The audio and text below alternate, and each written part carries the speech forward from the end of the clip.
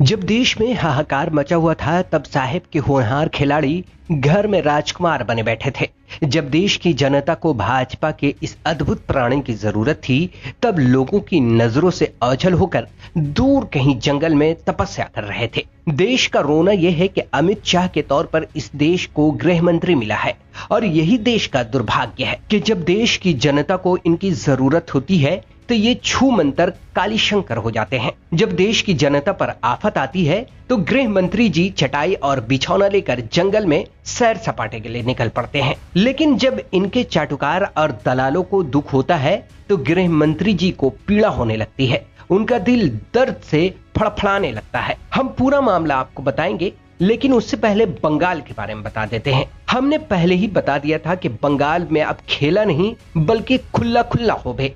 हमने ये भी बताया था कि बंगाल में भाजपा ताश के पत्ते की तरह बिखरने वाली है और आज उसकी शुरुआत भी हो गई है। अभी तो इब्तिदाए इश्क है, आगे आगे देखिए होता है क्या।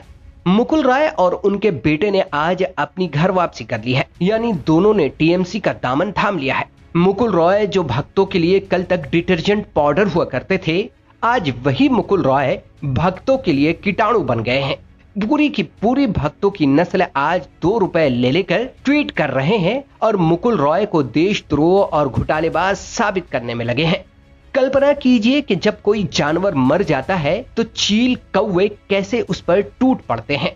ठीक उसी तरह आज भक्तों का सोशल मीडिया पर हाल हो रहा है। ये झुंड का झुंड बनाकर ट्वीट कर रहे हैं। लेकिन इन सब के बीच मुकुल रॉय जैसे ही टीएमसी में आए उन्होंने एक बड़ा दावा कर दिया है जिसे सुन भक्तों की अंदर की नली हिल गई है और दिमाग का नस घसक गया है, क्योंकि मुकुल रॉय ने बता दिया है कि खेला तो अब हो बे बाबा जी। आप खुद मुकुल रॉय का टीएमसी में शामिल होने के बाद का बयान सुनिए कि आखिर मुकुल रॉय ने ऐसा क्या दावा कर दिया है जिससे भक्तों में भगदड़ मच गई है और दिल्ली में पीएम आवास पर उच्च स्तरीय बैठक होने लगी है। हम तो बीजेपी छोड़ के तृणमूल में आया है और अभी बंगाल में जो स्थिति है, ये स्थिति में कोई बीजेपी में रहेगा नहीं। तो आपने सुना कि मुकुल रॉय ने साफ तौर पर कहा है कि सारे के सारे नेता भाजपा छोड़ देंगे, कोई भी भाजपा में नहीं रहेगा, यानी भाजपा बंगाल में विधवा हो जाएगी। अब आपको देश के गृह मंत्री की बेशर्मी की एक तस्वीर दिखाते हैं। इस लेटर पैड को गौर से देखिए, जिसमें बड़े अक्षर में ऊपर में एक तरफ अमित शाह तो दूसरी तरफ गृह मंत्री भारत लिखा है और इसमें छोटे छोटे अक्षरों में लिखा है कि श्रीमती रूबिका लियाकत जी, आपकी पूज्य माता जी डॉक्टर फातिमा लियाकत जी के इत्तेफाकन निधन का दुखद समाचार सुनकर मन अत्यंत व्यथित हुआ। निश्चित ही ये एक अपूर्णीय क्षति है। मैं उनकी निधन पर गहरी संवेदना और शोक व्यक्त करता हूँ। दरअसल ये शोक नहीं बल्कि दलाली का इनाम है।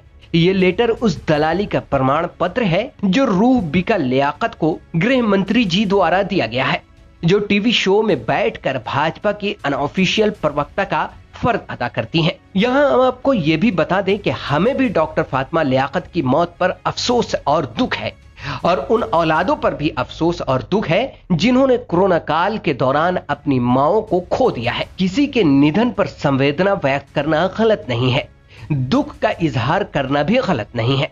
हाँ, ये गलत तब हो जाता है जब ये किसी फायदेमंद सौदे के लिए किया जाता हो। ये गलत तब हो जाता है जब एक संवैधानिक पद पर बैठा शख्स उस जनता को भूल जाता है जिसने उसे इस पद पर बैठाया है। आप सभी जानते हैं कि पिछले 2 महीने के दौरान देश में हाहाकार मचा हुआ था। लाखों लोगों ने अपनों को खो दिया, न जाने कितनी औलादों ने अपनी माँ और अपने बाप को खोया, कितनों ने भाई और बहन को खो दिया।